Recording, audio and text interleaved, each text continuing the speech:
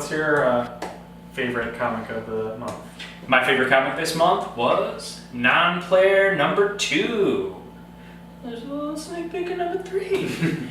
First off, I just want to say that issue 1 of this came out years ago, like a couple years ago, and Nate Simpson, who writes, draws, does everything on this thing, was in a horrible car accident. He broke his clavicle.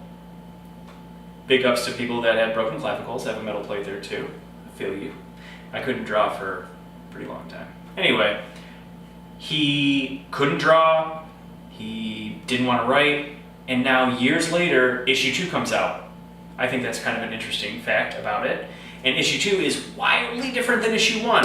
So we have our main character, Dana, who is obsessed with this video game that is completely immersive. It seems that you like plug it into some port in your head and you're just in it. You are a weird assassin in this like elven kingdom.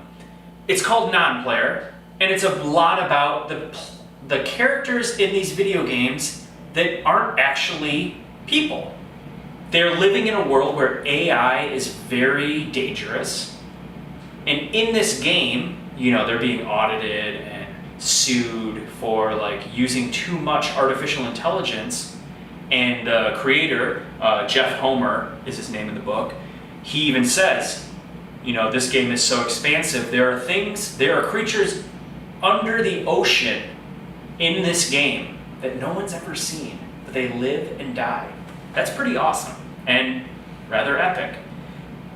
One of those things, King Hearmoth,